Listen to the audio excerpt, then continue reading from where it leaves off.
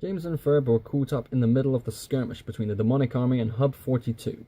The Hub kept away from others and had no reason to intervene with outside politics. As James and Ferb had a part to play in the skirmish, they were ordered to clean it up. James had a plan to pay for the deaths the demonic army suffered in the night with valuables from Hub 42. Who could resist alien tech, right? Ferb was worried for his life.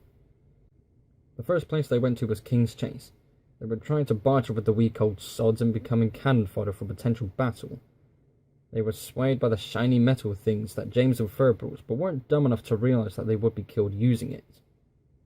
They trekked into Cabot Kingdom to stock up and ask if any remnants could help them in the event of any conflict.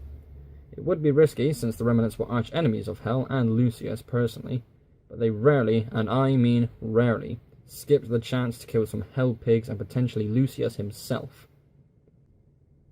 They climbed to the top of the kingdom to ask any high-ranking officer for aid, but were horrified to learn that they were too late.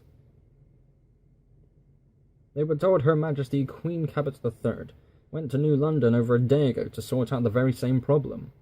Did Lucius think that the remnants were at Hub 42 during the raid? Was there a spy amongst his ranks? Did the spy kill his men instead? Did Hub 42 secretly join the remnants and attack first? Lucius wasn't there, so he couldn't possibly know. He was reasonable, to a limit.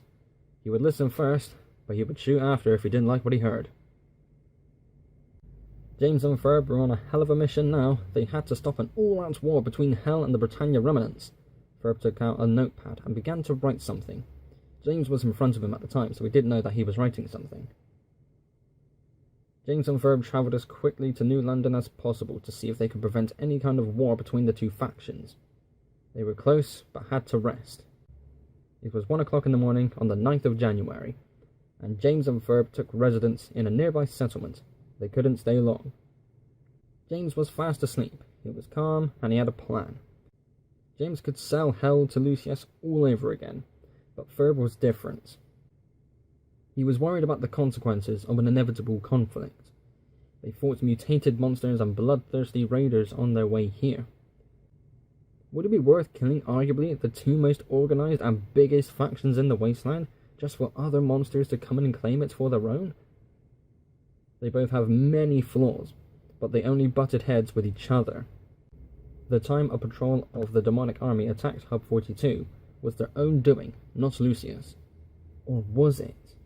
Did Lucius begin to expand? He does want an empire to spread across the Britannia wasteland, and this could be one of his best chances.